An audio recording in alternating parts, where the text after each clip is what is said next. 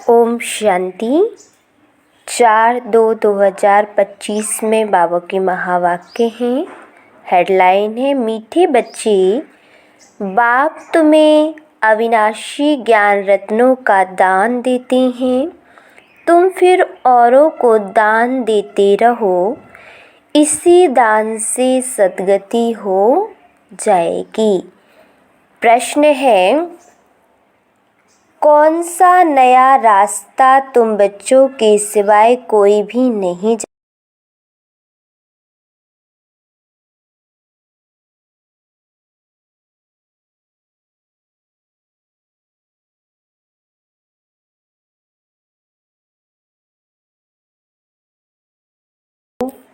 शांति धाम हम आत्माओं का घर है। स्वर्ग अलग है, शांति धाम अलग है। यह नया रास्ता तुम्हारे सिवाय कोई भी नहीं जानता। तुम कहती हो अब कुंभकर्ण की नींद छोड़ो, आँख खोलो, पावन बनो, पावन बनकर ही घर जा सकेंगे। गीत है आज की मुरली से, जाग सजनिया जाग। ओम शांति। भगवानुवाच, यह तो बाप ने समझाया है कि मनुष्य को व देवताओं को भगवान नहीं कहा जाता, क्योंकि इनका साकारी रूप है। बाकी परम पिता परमात्मा का वह आकारी ना निरासाकारी रूप है, इसीलिए उनको शिव परमात्मा नमा कहा जाता है। ज्ञान का सागर वह एक ही है, कोई मनुष्य में ज्ञान हो नहीं सकता। किसका ज्ञान? रचयिता और रचना के आदि मध्य अंत का ज्ञान, अथवा आत्मा और परमात्मा का यह ज्ञान कोई में नहीं। तो बाप आकर जगाती हैं, हे सजनियाँ, हे भक्तानियाँ, जागो। सभी मेल अथवा फीमेल भक्तानियाँ हैं, भगवान को याद करते हैं। सभी आशिक आत्माएं परमपिता परमात्मा मासुक को याद करती हैं। सभी सीताएं एक परमपिता परमात्मा राम अक्षर ही क्यों कहती हैं? रावण राज्य है ना, तो उनकी भेंट में राम राज्य कहा जाता है। राम है बाप, जिसको ईश्वर भी कहते हैं, भगवान भी कह सकते हैं। इस महाभारत लड़ाई के बाद सतयुग स्थापन होता है और इन लक्ष्मी नारायण का राज्य होगा। पुराना कलयुग खत्म हो रहा है, इसलिए बाबा कहते बच्चे कुंभकर्ण की नींद छोड़ो, अब आँख खोलो, नई दुनिया आती है।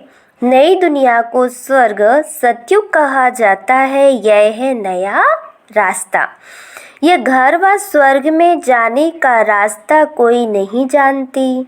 स्वर्ग अलग है, शांति धाम कहाँ जहाँ आत्माएं रहती हैं वह अलग है। अब बाप कहते जागो, तुम कुंभ रावण के राज्य में पतित बन गए हो। इस समय एक भी पवित्र आत्मा नहीं हो सकती, पुण्य आत्मा नहीं कहेंगी। भल मनुष्य दान पुण्य करते हैं, परंतु पवित्र आत्मा तो एक भी नहीं। यहाँ कलयुग में है पतित आत्माएं, सतयुग में है पावन आत्माएं। इसीलिए कहते हैं, हे शिव बाबा आकर के हमको पावन आत्मा बनाओ। कहते हैं तुम भी औरों को दान देते रहो, 5 विकारों का ग्रहण छूट जाए। 5 विकारों का दान दो तो दुख का ग्रहण छूट जाएगा, पवित्र वन सुख धाम में चले जाएंगे। 5 विकारों में नंबर 1 है काम, उसको छोड़ पवित्र बनो। खुद भी कहते, हे पतित पावन हमको पावन बनाओ। पतित विकारी को कहा जाता, यह सुख और दुख का खेल भारत के लिए बना हुआ है।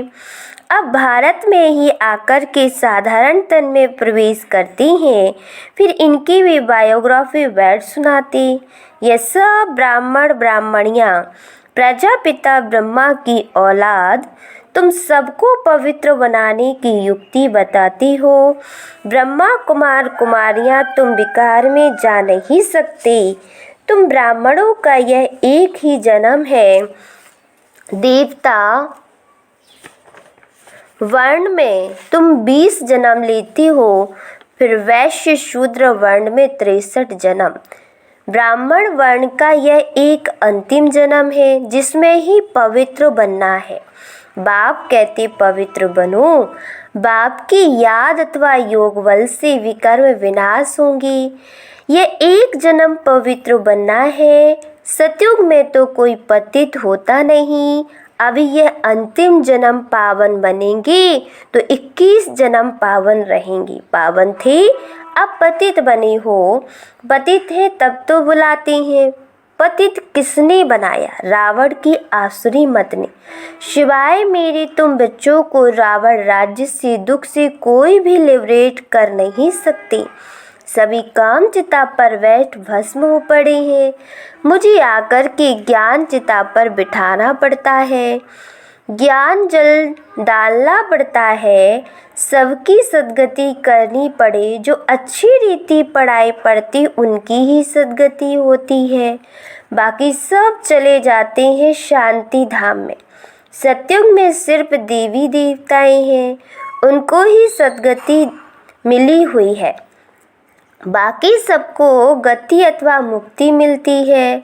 5000 वर्ष पहले इन देवी देवताओं का राज्य था, लाखों वर्ष की बात नहीं।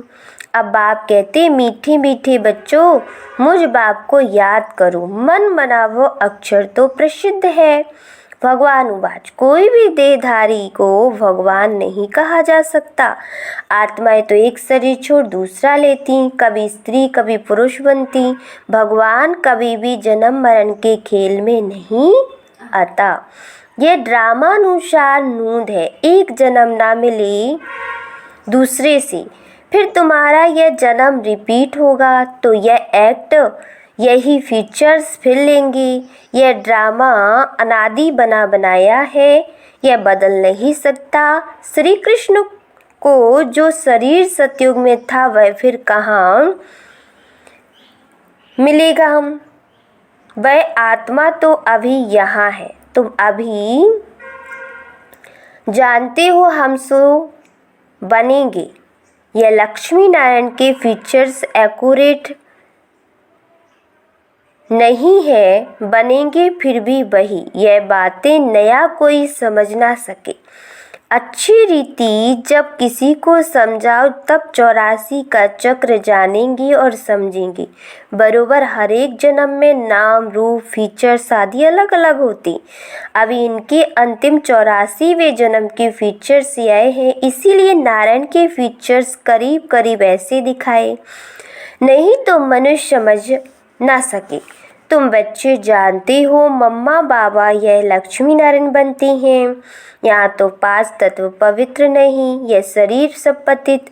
सतयुग में शरीर भी पवित्र होते हैं। श्री कृष्ण को मोस्ट ब्यूटीफुल कहते हैं, नेचुरल ब्यूटी होती है।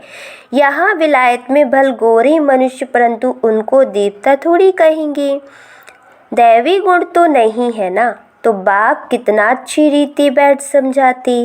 यह है ऊंची ते ऊंच पढ़ाई जिससे तुम्हारी कितनी ऊंच कमाई होती है। अनगिनत हीरे जवाहरात धन होता है। वहाँ तो हीरे जवाहरातों के महल थे, अभी वह सब गुम हो गया। तो तुम कितनी धनवान बनती हो। अपरम अपार कमाई है 21 जन्मों के लिए। इसमें बहुत मेहनत चाहिए। देही अभिमानी बनना है। हम आत्मा हैं। ये पुराना शरीर छोड़ अब वापस अपने घर जाना है। बाप अभी लेने के लिए आए हैं। हम आत्मा ने 84 जन्म पूरे किए। अब फिर पावन बनना है, बाप को याद करना है, नहीं तो कयामत का समय है, सजाएं खाकर वापस चले जाएंगी। हिसाब किताब तो सबको चुकता करना ही है। भक्ति मार्ग में काशी कलवट खाते थे तो भी कोई मुक्ति को नहीं पाते। वह है भक्ति मार्ग, यह ज्ञान मार्ग। इसमें जीव घात करने की दरकार नहीं रहती, वह है जीव घात। फिर भी भावना रहती कि मुक्ति को पावे, इसलिए पापों का हिसाब किताब चुकता हो फिर चालू होता है। अभी तो काशी कलवट का कोई मुश्किल साहस रखते हैं, बाकी मुक्ति व जीवन मुक्ति नहीं मिल सकती। बाप बगैर जीवन मुक्ति कोई दे नहीं सकता। आत्माएं आती रहती, फिर वापस कैसे जाए? बाप ही आकर सर्व की सद्गति कर वापस ले जाएंगे। सतयुग में बहुत थोड़े मनुष्य रहते। आत्मा तो कभी विनाश नहीं होती, आत्मा अविनाशी है, शरीर विनाशी। सतयुग में आयु बड़ी होती है, दुख की बात नहीं। एक शरीर छोड़ दूसरा ले लेते हैं, जैसे सर्प का मिसाल है, उसको मरना नहीं कहा जाता, दुख की बात नहीं। समझते अब टाइम पूरा हुआ, इस शरीर को छोड़ दूसरा लेंगे। तुम बच्चों को इस शरीर से डिटैच होने का अभ्यास यहाँ ही डालना है। हम आत्मा हैं, अब हमको घर जाना, फिर नई दुनिया में आएंगे, नई खाल लेंगे। यह अभ्यास डालो। तुम जानते हो आत्मा 84 शरीर लेती, मनुष्यों ने फिर 84 लाख कह दिया।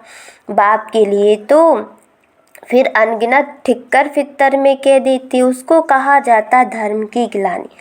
मनुष्य स्वच्छ बुद्धि से बिल्कुल तुच्छ बुद्धि बन जाती। अब बाप तुमको स्वच्छ बुद्धि बनाती हैं, स्वच्छ बनते हो याद से। बाप कहते अब नव युग आता है, उसकी निशानी ये महाभारत लड़ाई है। ये वही मूसलों वाली लड़ाई जिसमें अनेक धर्म विनाश और एक धर्म की स्थापना हुई थी। तो जरूर भगवान होगा ना। श्री कृष्ण यहाँ कैसे आ सके? ज्ञान का सागर निराकार यह श्री कृष्ण। श्री कृष्ण को यह ज्ञान ही नहीं होगा, यह ज्ञान ही गुम हो जाता है। तुम्हारे भी फिर भक्ति मार्ग में चित्र बनेंगे। तुम पूज्य ही फिर पुजारी बनते हो। कला कम हो जाती, आयु भी कम होती जाती, क्योंकि भोगी बन जाती। वहाँ है योगी। ऐसे नहीं कि किसी की याद में योग लगाते हो, वहाँ है ही पवित्र। श्री कृष्ण को भी योगेश्वर कहते हैं।